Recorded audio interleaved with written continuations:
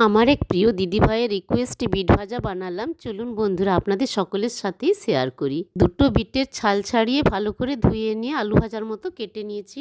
Half glass জল দিয়ে বিটটা একটা সিটি দিয়ে নিলাম। বিট সেদ্ধ জলটা ভীষণই স্বাস্থ্যকর, এটা দিয়ে আজকে লাল রুটি বানাবো। বিট সেদ্ধ জলটা গরম গরম একবার খেয়ে দেখবেন, খেতে কিন্তু অপূর্ব লাগে। কড়াই গ্যাসে চাপিয়ে 3 চামচ সর্ষের তেল দিয়ে হাফ চামচ গোটা জিরে এবং দুটো কাঁচা লঙ্কা দিয়ে সমস্ত বিটগুলো তেলের উপর দিয়ে দিলাম। পরিমাণ মতো নুন ও হলুদ দিয়ে ভালো করে নেড়ে চেড়ে একটা লিড ঢাকা দিয়ে দেব। এই সময় গরম গরম বিটের জলটা খাওয়া যাক। আহা, ভারী সুন্দর। বিট সেদ্ধ হয়ে গেছে। এখানে 2 চামচ গোটা পোস্ত ছড়িয়ে দিয়ে বিটটাকে আবারও খুব ভালো করে নেড়ে চেড়ে ভেজে নেব। একটু টাইম নিয়ে ভাজতে হবে। ভাজতে ভাজতে যখন দেখবেন বিটটার কালারটা মেরুন হয়ে গেছে, তখন বুঝবেন বিটটা ভাজা হয়ে গেছে। বিট ভাজা কমপ্লিট। ডিনারে লাল রুটি, এগ কারি, বিট ভাজা খেতে দারুণ মজা। বাই।